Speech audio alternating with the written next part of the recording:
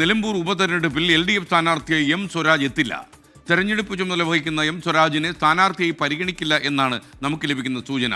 Sports council president U Sharaf Ali, ജില്ലാ പഞ്ചായത്ത് അംഗം ഷെറോണ റോയ് എന്നിവർ പട്ടികയിലുണ്ട്. മൂന്നാമതൊരാളെ കൂടി പരിഗണിക്കുന്നതായും സൂചന വരുന്നു. ശ്രീജിത്ത് നിലമ്പൂരിൽ നിന്ന് വിവരങ്ങളുമായി അപ്ഡേറ്റ് ചെയ്യുന്നു. Good morning Sreejith. എം സ്വരാജിനെ പരിഗണിക്കുന്നു എന്ന രീതിയിൽ ആദ്യം മുതലേ വാർത്തകൾ വരുന്നുണ്ടായിരുന്നു. എന്നാൽ തെരഞ്ഞെടുപ്പിൻ്റെ ചുമതലയുള്ള ഒരാളിനെ ഇലക്ഷന് പരിഗണിക്കേണ്ടതില്ല എന്ന് പാർട്ടി ഇപ്പോൾ തീരുമാനിക്കുന്നതിൻ്റെ പിന്നാമ്പുറം എന്താണ്?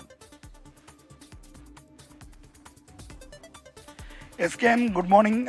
CPM-ന്റെ സ്ഥാനാർത്ഥി പട്ടിക നിലമ്പൂർ ഉപതെരഞ്ഞെടുപ്പുമായി ബന്ധപ്പെട്ട് ചർച്ച ചെയ്തപ്പോൾ മുതൽ ഉയർന്നു കേൾക്കുന്ന പേരാണ് എം സ്വരാജിൻ്റേത്. അദ്ദേഹം ഈ മണ്ഡലത്തിന്റെ ജനിച്ചു വളർന്ന ആളാണ് എന്നതുകൊണ്ടാണ് പ്രധാനമായി അദ്ദേഹത്തിന്റെ പേര് ഉയർന്നു വരാൻ കാരണം. മാത്രമല്ല, എല്ലാവരുടെയും ശ്രദ്ധ മണ്ഡലത്തേക്ക് മാത്രം വരുന്ന ഒരു ഹൈ വോൾട്ടേജ് പോരാട്ടമാണ് ഉപതെരഞ്ഞെടുപ്പ്. അപ്പോൾ ഈ UDF-ന്റെ സ്ഥാനാർത്ഥിയോട് എതിരിടാൻ കഴിയുന്ന ഒരു ശക്തനായ സ്ഥാനാർത്ഥി വേണമെന്ന വികാരവും സ്വരാജിന്റെ പേര് ഉയർന്നു വരാൻ കാരണമായി.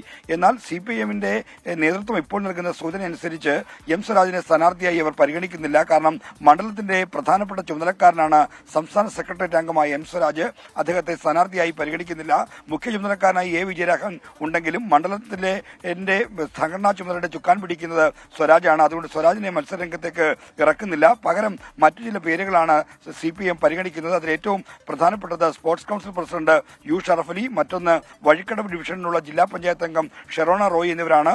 മൂന്നാമതൊരു പേര് കൂടി പാർട്ടി നേതൃത്വത്തിന്റെ പരിഗണനയിലുണ്ടെങ്കിലും അവർ ആ പേരിനെ സംബന്ധിച്ച് ഒരു സൂചനയും നൽകുന്നില്ല. നാളത്തെ സംസ്ഥാന സെക്രട്ടേറിയറ്റിൽ ഈ പേരും ഉയർന്നു വരുമെന്നാണ് പാർട്ടി നേതൃത്വം നൽകുന്ന വിശ്വസനീയമായ വിവരം. നാളെ രാവിലെ 10 മണിയോടെയാണ് CPM-ന്റെ സംസ്ഥാന സെക്രട്ടേറിയറ്റ് സ്ഥാനാർത്ഥി നിർണയത്തിനായി ചേരുന്നത്.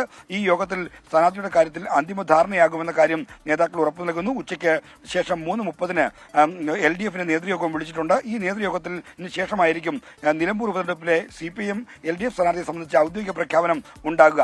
SKN. ഓക്കെ, ശ്രീജിത്താണ് നിലമ്പൂരിൽ നിന്ന് വിവരങ്ങൾ നൽകിയത്.